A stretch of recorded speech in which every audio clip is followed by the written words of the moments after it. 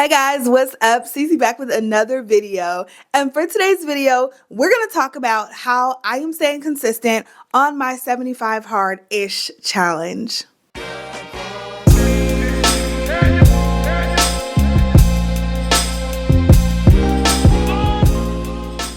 So what's up, y'all? Cece here, and I'm just a regular girl trying to live a fit girl's lifestyle. Y'all know the deal, so make sure you go ahead and click that subscribe button. Also follow me on Instagram and TikTok so you can get all of the behind the scenes, all the workouts, and just follow me in real time. I would love to have you join the family on all of those platforms. So if you've been watching, then you are aware that we are on our 75 hard-ish journey. And if you don't know what that is, I will pop the rules right up here. I have several videos talking about what my guidelines are for this challenge. It is a very tough mental and physical challenge, but we are today in day 10, so I'm in double digits the day I'm filming this, and I've just been really motivated and disciplined in what I'm doing, and I'm just so excited to see it continue for the next 65 days. Tap in down below in the comment section if you guys are joining me. I love to see all of your comments, and you guys have just been motivating me so much, so thank you so much for all of you who are taking this journey with me. And all of you who are in spirit with us, we see you, girl. So as you can imagine, staying steadfast for 75 days, doing anything has to be tough. And let me tell you, I'm only 10 days in and it is tough. So let me read you my rules. I know I popped them on the screen earlier, but I'm going to read you what I'm actually trying to accomplish. So that is wake up 7 a.m. daily, workout 45 minutes daily, drink 50 ounces of water daily, no alcohol, 10K steps daily, eat within my macros, which includes no juice or pop, limiting the fried foods, and also limiting going out to eat. Friday morning, weekly weigh-in and progress pick, and finish 2 physical books. And my challenge goes from March 11th through May 24th. So that is all I'm trying to accomplish every single day, and that gets very hard, and you have to rely on the burst of motivation that you get, but you also, for the most part, have to rely on discipline. So how do you stay consistent throughout that time? Number one is I keep myself on a daily schedule. I am usually we'll see where the day takes us, right? So I work every day. I work my 9 to 5, and that pretty much keeps me on a schedule that I can't really break because I have to work throughout the day. But for the rest of the day, it's kind of like we'll see where the day takes us. We'll see what happens. We'll see when I get my workout in. Not during this challenge. Everything is scheduled out pretty well. I still leave room for error, still leave room for unexpected things that may come up and flexibility. But for the most part, I'm on a schedule, because if I don't put myself on a schedule, things are not going to get done. So one of my challenge goals, like I told you guys, is to work out 45 minutes every day. That's the overarching goal, but my stretch goal is to do 2-a-days more times than not throughout the week. So that basically means 4 times plus a week. I'd like to work out twice a day. And so far I've been doing really good with that. But to get into 45 minutes, which my workouts usually last an hour or more, to get in 2 of those workouts more times than not requires discipline. It requires scheduling. So let me go over my schedule for you guys. I told you guys I want to wake up at 7 a.m. Monday through Friday. So I wake up at 7 a.m. Monday through Friday, and the first thing I do is go for a walk. Me and my husband have been really good about this. It has been snowing, it has been raining, it has been 20-something degrees, and it hasn't gotten any higher than like 45 degrees since we've been going on our walks. But we've been going on our walks daily, and it's become one of the things that I'm looking forward to the most. So I love to go to sleep and have something to wake up to look forward to.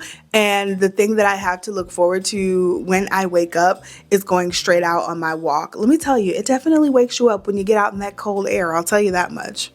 We wake our kids up on the way out the door, and by the time we get home, they're eating breakfast and they have to be out the door in about 40 minutes. So I have 40 minutes to spend the morning time with my kids as they're having breakfast, making sure they have all the things they need for school, getting them out the door, and then I head out the door with them and head to the gym. So this is already preset. I make sure that the clothes I go walking in are conducive to the clothing that I'm gonna need for whatever gym session I have planned that day. So my gym sessions have consisted of Orange Theory classes, which you guys know I go to, and then of course I go lifting at my other gym, and then some days it's an at-home workout like a mat Pilates or a yoga or something like that. So I make sure the clothing that I have on to go walk are the clothing that I can keep going straight to the gym in.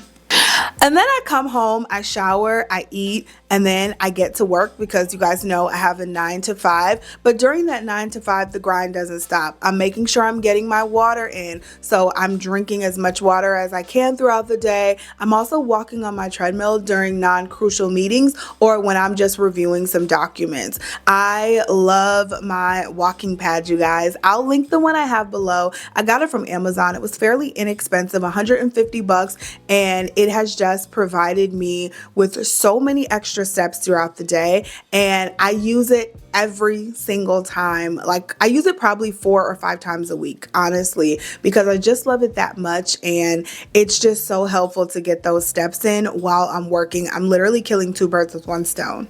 And then by the time work is over, I cook dinner and I get some editing done or just spend time with my family, and I have been trying to get in bed by 11 so I don't feel so lethargic when I wake up at 7 a.m. the next day. And that has been my rough schedule for the past 10 days, and that has been working for me. So I've been really loving that schedule. So the next tip that has helped me with consistency is planning. I plan my weekly and I plan my daily for this challenge. And planning is what helps allow me to keep the schedule that we just talked about. So for my weekly planning, I'm planning my workouts. So when we talk about, again, I go to different types of gyms. So I schedule my Orange Theory classes for the week. I think about what days I am going to lift and what body parts I am going to lift at the gym, and I plan out my workouts for those days. So what my workout schedule has been is Mondays, I will go lift. Tuesday, Orange Theory. Wednesday, I will do a mat Pilates at home and a walk. Thursday, I will go back to Orange Theory. Friday, I will lift and go to Orange Theory. Saturday and Sundays are I usually decide when I get closer to the weekend. One of those days I will go lift, and the other day I will do some sort of at-home mat Pilates workout. And that's been the schedule. It's been working for me. It gives my body enough rest and recovery on those walk and mat Pilates days that I feel really good when I get back into the gym the next day. So that's been my workout split, but I have to plan that at the beginning of the week so I'm not scrambling looking for a workout when I get to the gym, because I have to get to the gym, do what I need to do, and get back home.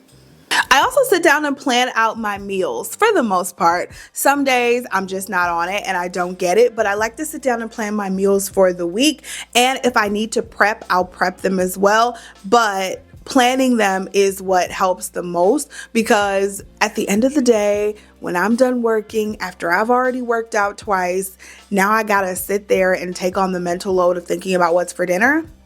I don't want to do that, okay? I want to already have it planned out. I want to already have the ingredients there. I want to already just have that done. So at least that mental task is off of my plate, and I could just go straight to cooking dinner for myself and the family.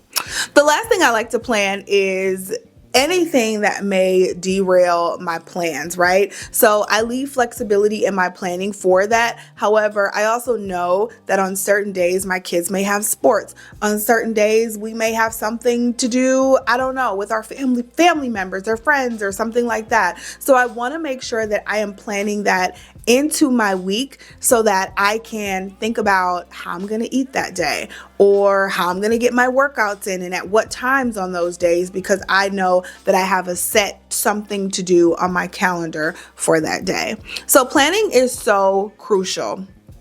And then, like I mentioned, I also plan daily. So every night before I go to bed, I'm looking at my schedule for the next day and making sure that I can go work out when I planned to go work out. And if I can't because something has come up, then I'm rearranging my day to make sure I know when I'm gonna fit that workout in, when I'm gonna fit, how I'm gonna fit my meals in, how I'm gonna make sure that I eat within my macros if I have to suddenly be out of the house during the day. So those are the types of things that I think about on a daily basis to make sure that I'm gonna stay on track. The third tip that I find so important for my success is making sure that I'm adjusting my environment to my new 75 hard-ish life, which means I'm not stacking the fridge. I'm not stacking the pantry with snacks that I know I'm gonna wanna eat. I'm keeping those things out of the house. Normally I'll go to Trader Joe's and I'll buy the little snacks. They have these apple blossoms.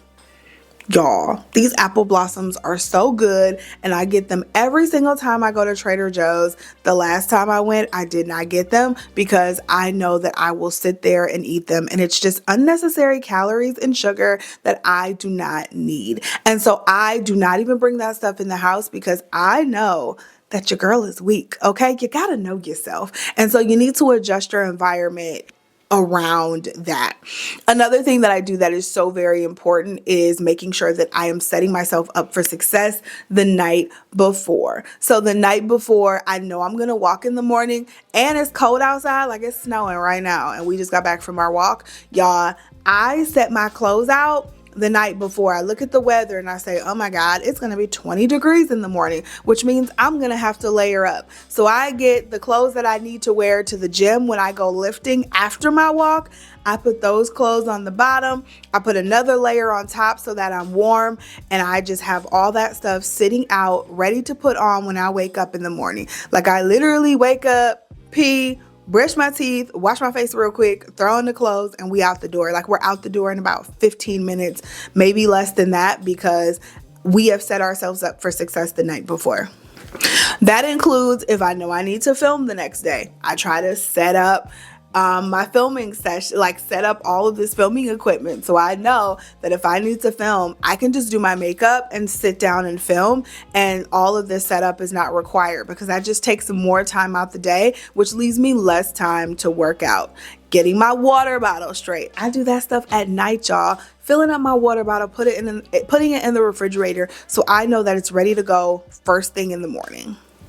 And then not only setting up your physical environment, but also thinking about things that you could be doing to get extra steps or get extra water or get extra workout or get extra sleep if you need it. Whatever it is that's on your 75 hard-ish list. So for me, I like walking to the mailbox. Our mailbox is at the end of our street. And so walking to the mailbox just gives me extra steps instead of driving down there, because your girl does drive down there quite often, okay? So instead of doing that, I've been walking lately to the mailbox. And not only does that help me remember to get my mail, but again, I also get those extra steps in. Usually it'll be like just a little walk after dinner or something like that, that really just keeps my heart moving and myself moving throughout the day. So those are the 3 things that I have found that have been keeping me on track for these past 10 days. Hopefully you guys enjoyed this video, and I hope you guys are still going. If you want me to talk about anything else in this series, talking about how I'm getting through 75-ish hard, or you want to see any parts of my journey, definitely let me know down below and leave a comment. I would love to hear from you guys. Like I said, you guys have been so motivating for me to keep going, and I feel like I am accountable to you all, and so I'm gonna show up for y'all. We gonna do this, okay? So good luck on your journey, and again, tap in if you are a part of this with us. I love you guys so much. Thank you so much for watching and supporting my channel, and I'll talk to you in the next video. Bye.